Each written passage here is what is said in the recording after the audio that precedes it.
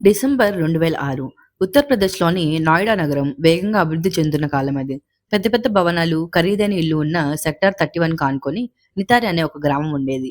అక్కడ నివసించే కుటుంబాల్లో చాలా మంది రోజువారీ కూలీలు, ఇంటి పనులు చేసేవాళ్ళు. 2005 నుంచి ఆ ప్రాంతంలో ఒక విచిత్రమైన విషయం జరుగుతోంది. పిల్లలు కనిపించకుండా పోతున్నారు.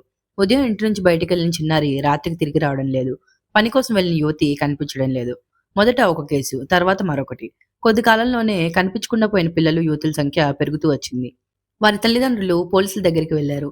తమ పిల్లల ఫోటోలు చూపించారు. ఎక్కడ వెతికినా కనిపించడం లేదని వేడుకున్నారు. కానీ ప్రారంభ దశలో ఆ ఫిర్యాదులను పోలీసులు అవసరమైనంత తీవ్రంగా తీసుకోలేదనే ఆరోపణలు వచ్చాయి. ఎక్కడికైనా వెళ్లి ఉంటారు, పని కోసం వెళ్లి ఉండొచ్చు అనే సమాధానాలతో కొన్ని కుటుంబాలను వెనక్కి పంపించినట్టు బాధిత కుటుంబాలు తర్వాత చెప్పారు. ఆ నిర్లక్ష్యం ఎంత భయంకరమైనదో తెలియడానికి 2006 చివరి వరకు వేచి చూడాల్సి ఉంది. నితారిలోని ఒక తెల్లటి ఇల్లు D5. ఆ ఇంటి వెనుక ఉన్న ప్రాంతంలో మానవ అవశేషాలు బయటపడడం మొదలైంది. ఒక ఎముక, ఒక పుర్రె, తర్వాత మరిన్ని అవశేషాలు. అప్పటి వరకు కనిపించకుండా పోయిన పిల్లలుగా నమోదైన కేసులు ఒక్కసారిగా భారతదేశాన్ని కుదిపేసిన నేర దర్యాప్తుగా మారిపోయాయి. Hello listeners, the echoes of time ఛానల్కి స్వాగతం. ఈ రోజు మనం భారత నేర చరిత్రలో అత్యంత కలవరపరిచిన కేసుల్లో ఒకటైన నితారి హత్యల గురించి తెలుసుకోబోతున్నాం. ఈ కేసులో మళ్లీ మళ్లీ వినిపించిన చిరునామా D5 సెక్టార్ 31 నోయిడా. ఆ ఇంటి యజమాని పేరు మొనిందర్ సింగ్ పందార్. అతను వ్యాపారవేత్త. ఆ ఇంట్లో పనిచేసే వ్యక్తి సురేంద్ర కోహ్లీ. కోహ్లీ ఇంటి పనులు, వంట పనులు అన్నీ చూసుకునేవాడు. బయట నుంచి చూస్తే D5లో ప్రత్యేకంగా అనుమానించాల్సిన విషయం ఏమీ కనిపించేది కాదు. కానీ నితారిలో పిల్లలు కనిపించకుండా పోతున్న సమయంలో ఆ ఇంటి పేరు కొన్ని కుటుంబాల దృష్టిలో పడటం మొదలైంది. ఈ అనుమానాన్ని మరింత బలపరిచిన ఘటన 22 సంవత్సరాల పాయల అదృశ్యం. 2006 మే 7న పాయల్ ఇంటి నుంచి బయలుదేరింది. ఆమె తిరిగి రాలేదు. ఆమె తండ్రి నందలాల్ తన కూతురు కోసం వెతకడం ప్రారంభించాడు. పాయల్ చివరిసారిగా D5 ప్రాంతానికి వెళ్ళిందనే సమాచారంతో అతని అనుమానం ఆ ఇంటిపై పడింది. అతను పోలీసులకు ఫిర్యాదు చేశాడు. తర్వాత మళ్లీ వెళ్ళాడు. తన కూతురు కేసును సరిగా దర్యాప్తు చేయాలని పట్టుబట్టారు. చివరకు పోలీసులను దర్యాప్తుకు ఆదేశించాలని కోరుతూ న్యాయస్థానాన్ని కూడా ఆశ్రయించాడు. నందలాల్ పోరాటం తర్వాతే పాయల్ అదృశ్యం కేసు మరింత తీవ్రంగా దర్యాప్తు చేయడం ప్రారంభమైంది. అప్పటికే నితారిలో మరికొన్ని కుటుంబాలు కూడా తమ పిల్లలను కోల్పోయి ఉన్నాయి. ఇప్పుడు వాళ్ళందరి అనుమానాలు ఒకే ప్రాంతంపై తిరుగుతున్నాయి. డిసెంబర్ 29, 2006 పోలీసుల దృష్టి పూర్తిగా D5 ఇంటి వెనుక భాగంపై పడింది. అక్కడ తవ్వకాలు ప్రారంభించారు. మట్టి తొలుగుతున్న కొద్దీ మానవ ఎముకలు బయటపడడం మొదలైంది. పుర్రెలు, అస్థిపంజర భాగాలు, బట్టలు, చెప్పులు, ఇతర వస్తువులు. ఆ వార్త కొన్ని గంటల్లోనే దేశమంతా వ్యాపించింది. తమ పిల్లలు నల్లగా వెతుకుతున్న కుటుంబాలు D5 దగ్గరకు చేరుకున్నాయి. బయటపడుతున్న ప్రతి చిన్న వస్తువుని చూస్తూ ఇది మా బిడ్డదా అని భయపడాల్సిన పరిస్థితి. అయితే ఇక్కడ ఒక ముఖ్యమైన విషయం ఉంది. అవశేషాలు D5 ఇంటి గదుల్లో నుంచి బయటపడలేదు. ఇంటి వెనుక ఉన్న సన్నని ప్రదేశం మరియు సమీప కాలువ ప్రాంతంలో అవి లభించాయి. తర్వాతి న్యాయ విచారణలో ఈ విషయం కూడా చాలా ముఖ్యమైంది. కేసు తీవ్రత దృష్ట్యా దర్యాప్తు సిబిఐ సంస్థకు అప్పగించబడింది. వైద్య నిపుణులు, శాస్త్రీయ పరీక్షా బృందాలు అవశేషాలను పరిశీలించాయి. కొన్ని ఎముకల నుంచి సేకరించిన DNA నమూనాలను కనిపించకుండా పోయిన పిల్లల కుటుంబ సభ్యుల నమూనాలతో పోల్చారు. ఆ పరీక్షల ద్వారా కొన్ని అవశేషాలు గుర్తింపు సాధ్యమైంది. ఇప్పటికీ ఒక విషయం స్పష్టమైంది. నితారిలో కనిపించకుండా పోయిన వారిలో కొందరు నిజంగానే మరణించారు. ఇప్పుడు తెలుసుకోవాల్సింది వారి మరణాలకు బాధితుడు ఎవరు అని. సురేందర్ కోహ్లీ, మోనిందర్ సింగ్ పందర్ను పోలీసులు అదుపులోకి తీసుకున్నారు. కోహ్లీని విచారించిన సమయంలో అతను చేసినట్టు చెప్పబడిన అంగీకార వాంగ్మూలం దేశమంతా సంచలనం సృష్టించింది.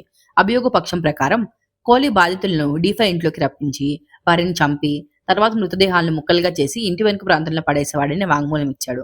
దర్యాప్తులో లైంగిక దాడులు, మరణానంతరం జరిగిన వికృత చర్యలు, నరమాంస భక్షణ వంటి అత్యంత తీవ్రమైన ఆరోపణలు కూడా బయటకు వచ్చాయి. ఈ వివరాలు వెలుగులోకి రావడంతో దేశ ప్రజల దృష్టిలో సురేంద్ర కోహ్లీ ఇప్పటికే నితారి హంతకుడిగా మారిపోయాడు. అయితే న్యాయస్థానంలో ఒక వ్యక్తిని దోషిగా తేల్చడానికి అతను పోలీసుల ముందు ఏం చెప్పాడని మాత్రమే సరిపోదు. ఆ వాంగ్మూలం చట్టబద్ధంగా తీసుకున్నదా, అది స్వచ్ఛందంగా ఇచ్చిందా అని. అతను చెప్పిన విషయాలను స్వతంత్ర ఆధారాలు ఉన్నాయా అనే ప్రశ్నలు కూడా సమాధానం కావాలి. అప్పట్లో మాత్రం దర్యాప్తు సంస్థలు కోహ్లీ వాంగ్మూలం, స్వాధీనం చేసుకున్న వస్తువులు, శాస్త్రీయ పరీక్షల ఆధారంగా కేసులు ముందుకు తీసుకెళ్లాయి. ఒక్కో బాధితుడికి సంబంధించిన వేర్వేరు కేసులు నమోదయ్యాయి. కొన్ని కేసుల్లో సురేంద్ర కోహ్లీకి మరణశిక్ష విధించబడింది. కొన్ని కేసుల్లో మోనిందర్ సింగ్ పందర్ కూడా దోషిగా తేలాడు. చాలా సంవత్సరాల పాటు నితారి కేసు పరిష్కారమైందనే భావన దేశంలో ఉండిపోయింది. కేసులోని ఆధారాలను ఉన్నత న్యాయస్థానం మళ్లీ పరిశీలించడం ప్రారంభించింది. అక్కడే కథ మరో మలుపు తీసుకుంది. 2023లో అలహాబాద్ ఉన్నత న్యాయస్థానం నితారి కేసులోని ఆధారాలను విస్తృతంగా పరిశీలించింది. ముఖ్యంగా సురేంద్ర కోహ్లీ ఇచ్చిన వాంగ్మూలంపై అనేక సందేహాలు వ్యక్తమయ్యాయి. అతను చాలా కాలం పోలీసు అదుపులో ఉన్న తర్వాత ఆ వాంగ్మూలం ఇచ్చాడు. అది పూర్తిగా స్వచ్ఛందంగా ఇచ్చిందేనా అనే ప్రశ్న తలెత్తింది. అలాగే D5 వెనుకున్న అవశేషాలు కోహ్లీ చూపించిన తర్వాతే మొదటిసారిగా బయటపడ్డాయనే వాదన కూడా సమస్యగా మారింది. ఎందుకంటే ఆ ప్రాంతంలో మానవ అవశేషాలు ఉన్నట్టు ముందే సంకేతాలు కనిపించినట్టు రికార్డులు చూపించాయి. మరో కీలక అంశం డీఫై ఇంటిని శాస్త్రీయ బృందాలు పరిశీలించినప్పటికీ అక్కడే వరుసగా అనేక హత్యలు జరిగాయని నిర్ధారించే స్థాయిలో శాస్త్రీయ ఆనవాళ్లు లభించలేదని న్యాయస్థానం గుర్తించింది. స్వాధీనం చేసుకున్న ఆయుధాలను కూడా ప్రతి హత్యతో నేరుగా అనుసంధానించడం సాధ్యపడలేదు.